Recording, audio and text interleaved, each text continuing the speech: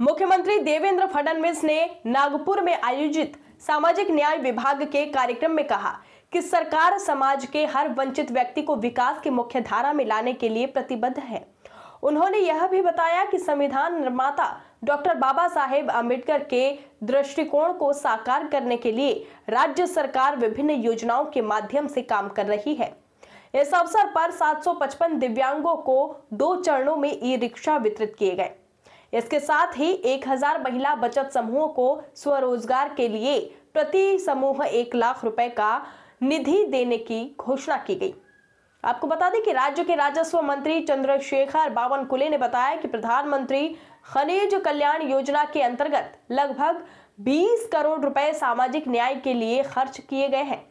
उन्होंने बताया कि आदिवासी क्षेत्रों में हर घर तक सौर ऊर्जा पहुंचाने की योजना शुरू की गई है, जिसे आगे अनुसूचित जाति और पिछड़े वर्गों तक भी बढ़ाया जाएगा।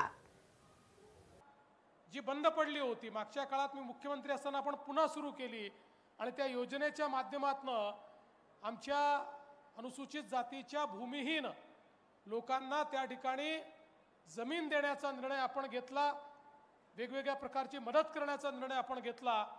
आज त्याही संदर्भात जे लाभार्थी आहेत त्यांना आपण लाभ देण्याचं काम या ठिकाणी केलेलं आहे। आमचा मांगारुडी समाज जो खऱ्या अर्थानं भटका आहे, विमुक्त आहे, मोठ्या प्रमाणात ते फिरत राहतात आणि त्यामुळे कुठलेही कागदपत्र त्यांच्याकडे नाहीत आणि म्हणून त्यांना कुठल्याही योजनेचा फायदा मिळत नाही। आमच्या बावनकुळे साहेबांनी हा निर्णय केला की मोठ्या प्रमाणात कॅम्प्स घ्यायचे आणि या समाजाला त्यांची कागदपत्र तयार करून द्यायची। कुणाजवळ आधार कार्ड नाही, रेशन कार्ड नाही, काहीच नाही। त्यामुळे सरकारने इतक्या योजना अनुसूचित जाती आणि अनुसूचित जमाती करता सुरू केल्या, पण त्या योजनांचा फायदा त्यांना मिळत नव्हता। आज अशा सगळ्या समाजाला मोठ्या प्रमाणात कॅम्प्स घेऊन कागदपत्र आपण उपलब्ध करून दिले आणि आता शासनाच्या योजनेतनं त्या ठिकाणी घरकुलं देखील मिळाली आणि आज त्यातल्याच एका भगिनीचा व्हिडिओ आपण बघितला।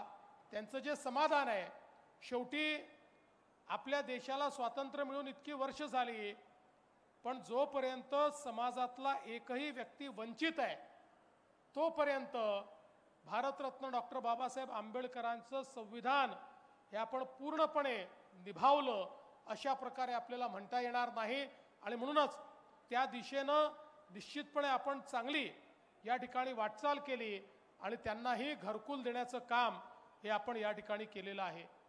आमच्या अंगणवाडी सेविका आणि आशा सेविका ज्या खऱ्या अर्थानं आज गावागावातल्या फर्स्ट रिस्पॉन्डर आहेत, वेगवेगळ्या प्रकारची कामं त्या पूर्ण करतात।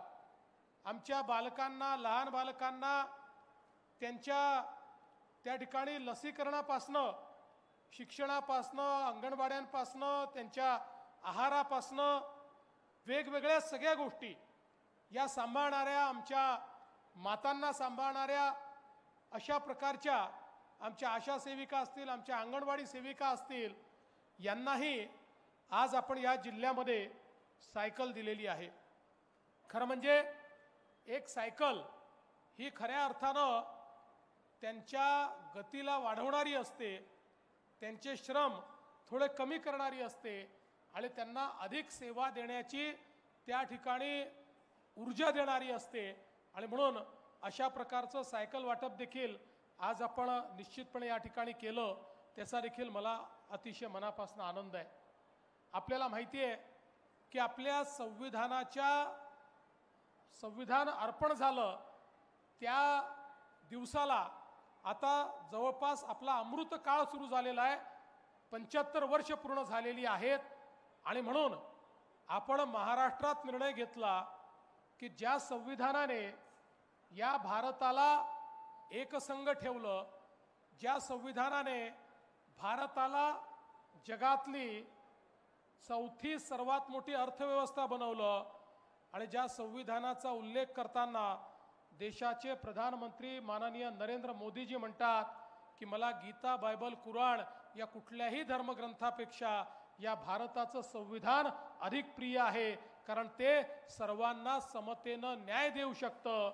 अशा प्रकारच्या संविधानाच्या अमृत महोत्सवाच्या निमित्ताने त्या संविधानाची उद्देशिका, त्याची प्रस्तावना, जी या संविधानाचं सार आहे, ज्या